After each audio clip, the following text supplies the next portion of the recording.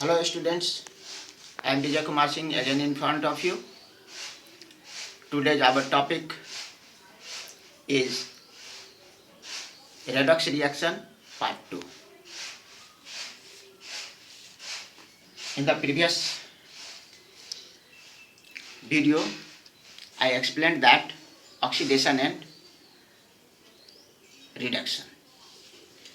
जैसा कि आप ऑक्सीडेशन में देखे थे, when a substance gains oxygen, then it is said that the substance is oxidized. जब कोई सब्सटेंस ऑक्सीजन गेन करता है तो उसे हम ऑक्सीडाइज कहते हैं. Just opposite, when hydrogen is removed from a substance, then it is said that the substance is reduced. The substance which oxidizes elements or compounds is known as oxidizing agent. Oxidizing agent के बारे में हम और reducing agent के बारे में यहाँ पर हम पढ़ने जा रहे हैं. तो जब कोई सब्सटेंस ऑक्सीडाइज करता है किसी एलिमेंट या कंपाउंड को तो उसे ऑक्सीडाइजिंग एजेंट कहते हैं. And the substance which reduces compounds is known as the reducing agent. For example, जैसे आप देखिए यहाँ 2H2O2, ये आपका H2O का फॉर्मेशन होता है. In this example, after gaining the oxygen, hydrogen is oxidise. Hydrogen जो है ऑक्सीजन गेन करके ऑक्सीडाइज हुआ और ये वाटर का निर्माण हुआ. Here hydrogen is reducing agent. इसका मतलब हाइड्रोजन हो गया यहाँ पर reducing agent. Oxygen is oxidised after gaining the hydrogen, hence oxygen is oxidising. अब क्या हो रहा है यहाँ? Oxygen is oxidised after gaining the hydrogen, then oxygen जो यहाँ क्या हो गया? ऑक्सीडाइजिंग एजेंट हो गया. दूसरा एग्जांपल देखिए, जैसे 4Fe प्लस 3O2 2FE2O3. इसमें oxygen is an oxidising agent. यहाँ पर ऑक्सीजन Fe को ऑक्सीडाइज कर रहा है. Here oxygen is an oxidizing agent because it oxidizes iron to ferric oxide. यह आयरन को फेरिक ऑक्साइड में ऑक्सीडाइज करके बनाता है. नेक्स्ट देखिए, कॉपर CuO प्लस H2, तो Cu प्लस H2O. यहाँ पर देखिए, यहाँ पर क्या हो रहा है? जो hydrogen is a reducing agent. यहाँ पर हाइड्रोजन एक रिड्यूसिंग एजेंट है क्योंकि इट रिड्यूसेस फेरिक क्लोराइड. ये यहाँ पर ये जो है हाइड्रोजन, ये हाइड्रोजन यहाँ पर रिड्यूसिंग एजेंट है. इसमें because it reduces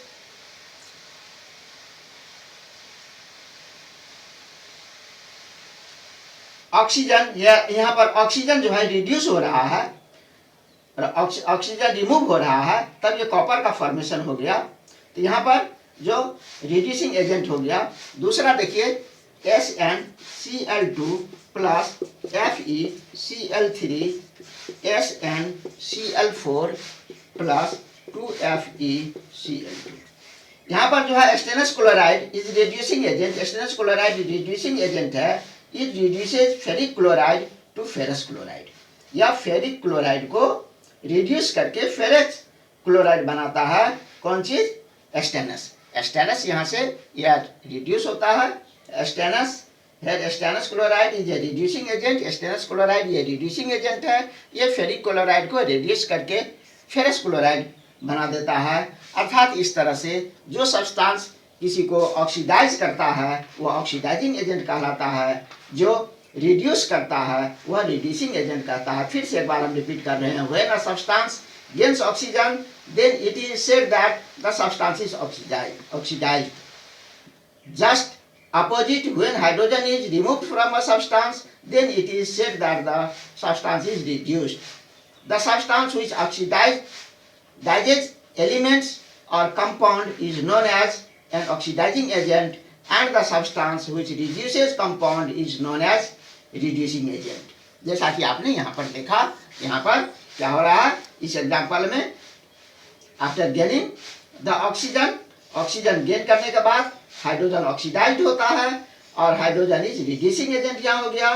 when oxygen oxidise after gaining the hydrogen, oxygen जो है हाइड्रोजन को गेन करने के बाद यह ऑक्सीडाइज होता है, तो ये ऑक्सीजन इज यहाँ पर ऑक्सीडाइजिंग एजेंट हो गया। अब हमारा दैनिक जीवन में ऑक्सीडेशन रिएक्शन का इफेक्ट्स ऑफ ऑक्सीडाइजेशन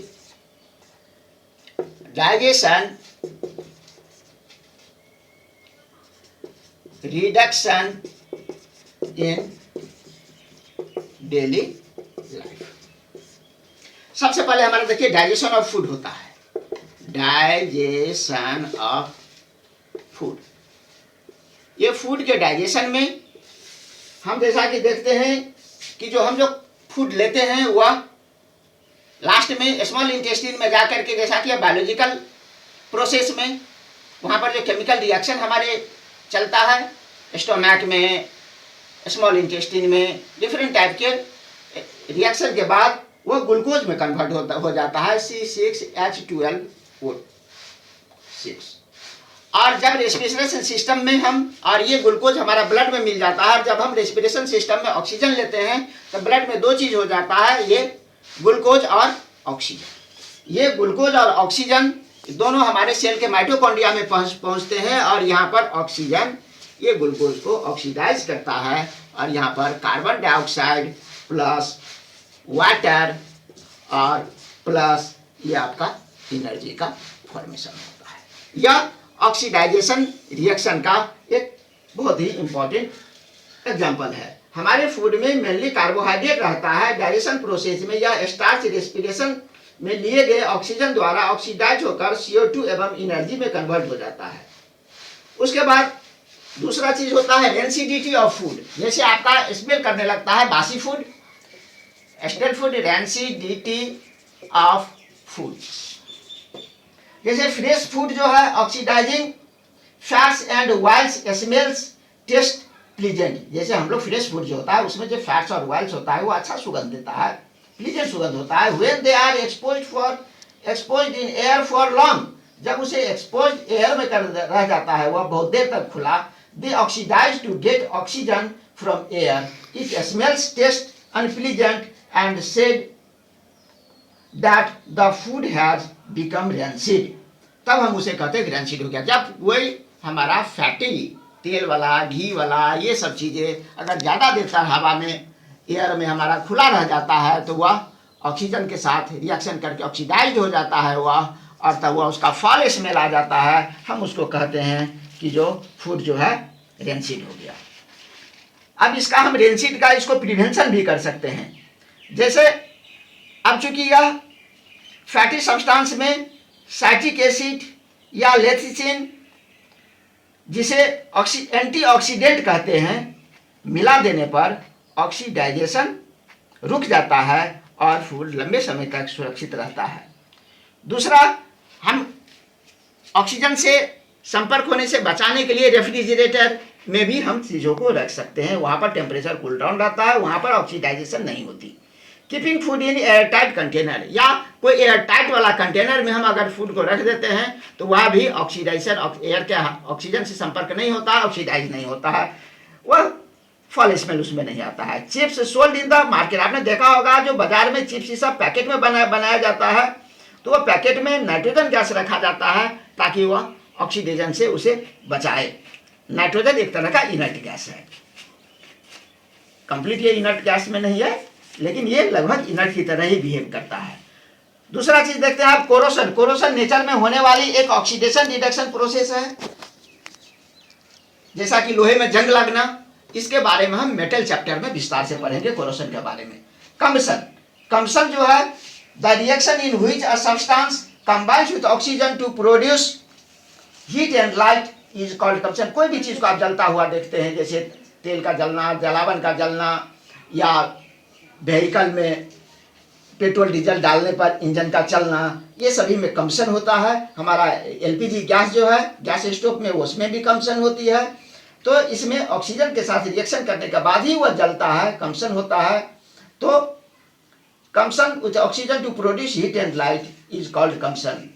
ये जो है जब कोई भी रिएक्शन में in which a substance combines with oxygen, oxygen के साथ कंबाइन होता है और हीट एंड लाइट प्रोड्यूस करता है, उसे हम कंबशन करते हैं, कहते हैं it may be considered as the fast oxidation reaction. इस तरह के जो ये फास्ट ऑक्सीडेशन रिएक्शन होता है तो क्या क्या हो गया आपको, डाइजेशन ऑफ फूड, रेंसिडिटी, उसके बाद कोरोशन और ये कंबशन। तो जिसमें आपका कोरोशन के बारे में रेंसिडिटी को प्रिवेंट करने का भी तरीका मैंने बताया, या टाइट कंटेनर में रखना है या हवा के संपर्क से दूर करने के लिए ये फ्रीजर कूलर में रखना है, या इसमें किसी तरह का दूसरा एंटी ऑक्सीडेंट मिलाना है इसमें, ये सभी चीज़ हम इसमें कर सकते हैं। कंबशन बचा, यह उसके बाद है कंबशन। कंबशन के बारे में अभी आपको बताया, कोई भी चीज़ में कोई भी जैसे फ्यूल लाइक कोई भी चीज़ ऑक्सीजन के प्रेजेंट में ही जलता है, कंबाइन ऑक्सीजन के साथ कंबाइन होने पर हीट एंड लाइट देता है, तो उसे हम कंबशन कहते हैं। इसके बारे में विस्तार से मैं नेक्स्ट वीडियो में इसको डिटेल में इसकी चर्चा करूंगा। कोरोशन के बारे में आप मेटल एंड मेटल चैप्टर में पढ़ेंगे। तब तक के लिए इतना ही। Thank you, have a nice day.